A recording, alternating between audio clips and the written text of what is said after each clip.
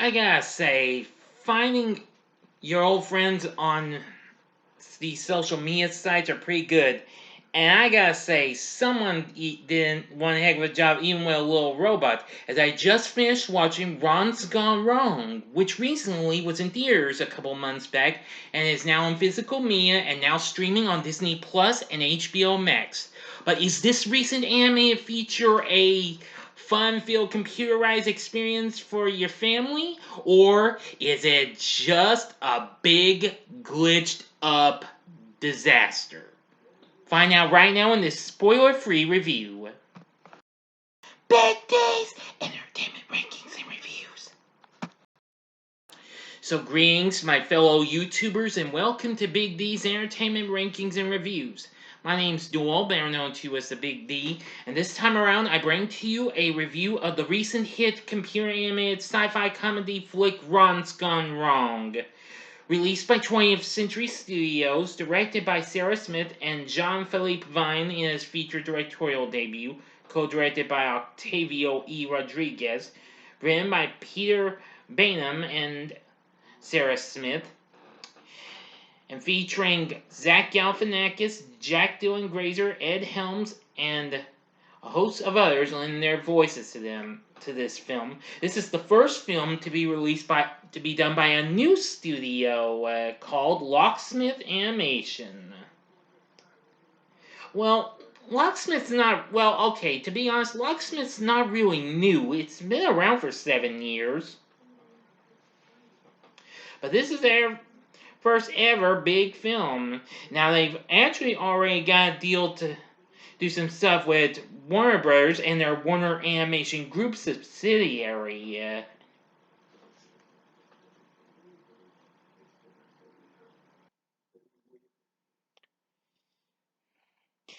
At least they managed to get a deal, considering after they had a bit of a falling out with Paramount, because they originally had already formed a deal with Paramount 5 years ago, but unfortunately the next year they abandoned their deal with the studios, so they went to 20th Century when it was formerly 20th Century Fox before it got bought out by Disney. But anyway, enough said. Anyway, the film focuses on a young boy named Barney Podolsky who lives in the town of Nonsuch and is the only kid in his middle school that doesn't own a Bebot. Created by benevolent CEO of Bubble Industries, Mark Wydell, with the intent to make a robot buddy that is designed to help make friends. Well, apparently, Barney's former childhood friends, Savannah, Rich, Noah, and Ava, have all become absorbed by their individual Bebots. But Barney's father, Graham, who sells novelties online, and his grandmother, Donka, come to realize that he does not have any friends and empathize when Rich plays a cruel prank on Barney. So they go to the Bubble store, but it's closed. And fortunately, a delivery driver had been holding onto a slightly damaged Bebot that had fallen out of his truck and sells it to them. Well, Barney gets this as a late birthday present, but upon activating it, he quickly learns that it's defective and glitchy. So Barney wants to get fixed, but well, he runs into Rich, who trying to humiliate him. But well, I think you probably know what happens if we see it. And soon, Barney gets to become friends with this defective Bebot and, well, calls him Ron. Yeah. Which is really cool.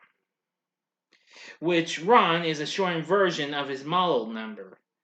But boy, once he and Ron get along together, believe me, the fun begins. Even after getting even with Rich and what have you. But it really gets crazy, especially. Let's see. Well, when his friend Savannah gets into a bit of a predicament and all that jazz, and soon all the other B-bots go crazy. But that's all I'm going to tell you of the story. I'm not giving this whole movie away. This is a spoiler-free review, and that's all I'm going to tell you of this story. But Barney and his family does what they will soon infiltrate the company and fix this. But that's all I'm telling you. Now I'm not giving you any more details. So anyway, let me give you my thoughts on the film. I think this film was a pretty fun blast. I really enjoyed it. Now,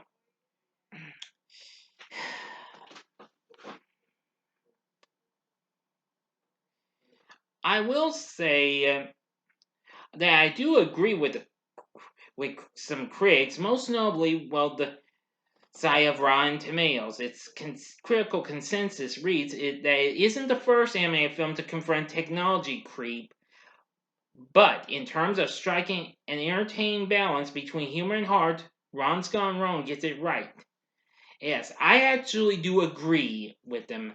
Now, there were some odd moments, but those are just kind of, well, it's not really one of the best animated movies out there, but I still gotta give it credit, though. And Locksmith Animation, which is a British animation studio, as a matter of fact,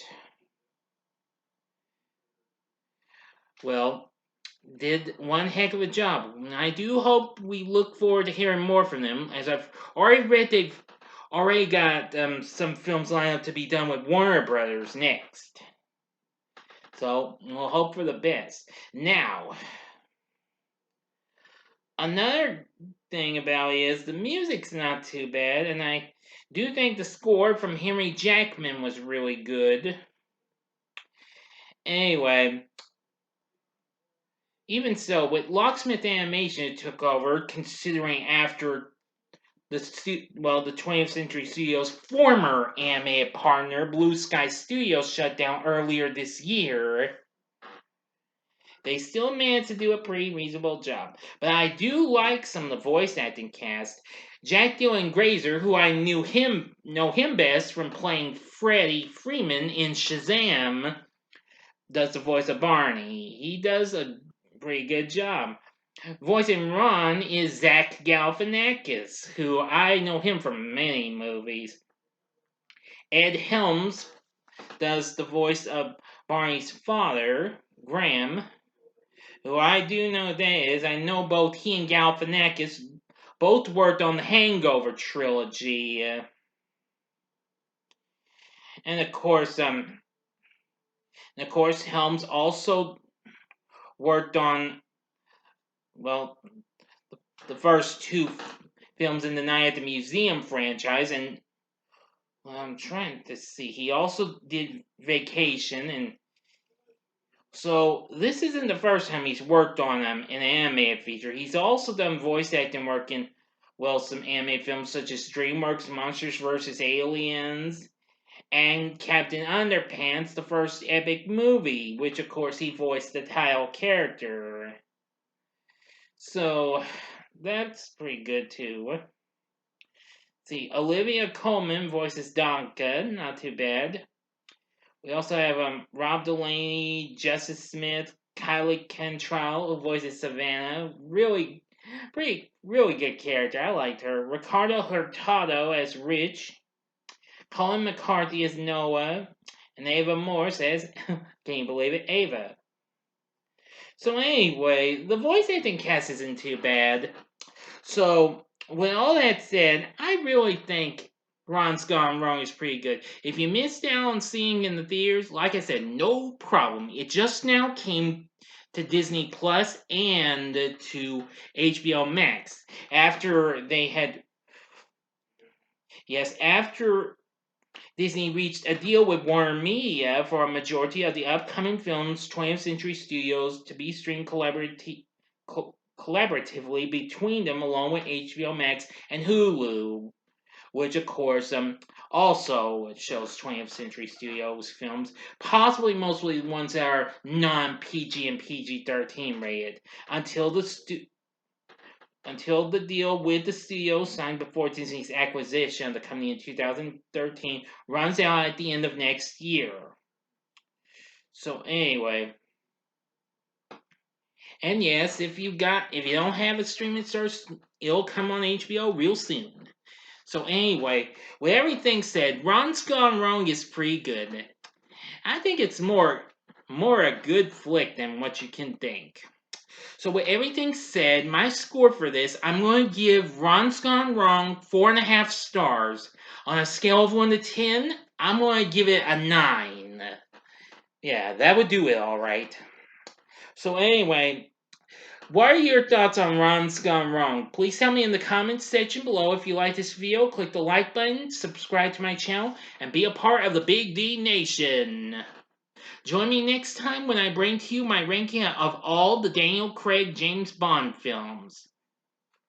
Thanks for watching, and if you like this, you may want to consider checking out my reviews for these other films. In the upper left-hand corner is my review of the original Diary of a Wimpy Kid, which I'll think of watching that new animated film that came on Disney Plus earlier this month, maybe, and review it sometime. Or if you'd like, go to the upper right-hand corner and see my review of the 2006 live-action version of Charlotte's Web, or go to the bottom left-hand corner and see my review of the last film from Blue Sky Studios in the form of Spies in Disguise from 2019. And the bottom right-hand corner is the button you can click to subscribe. If you like rankings and reviews on movies, TV, music, video games, etc., then I'm your guy. Thanks for watching. Until next time, I'm the Big D saying, see ya.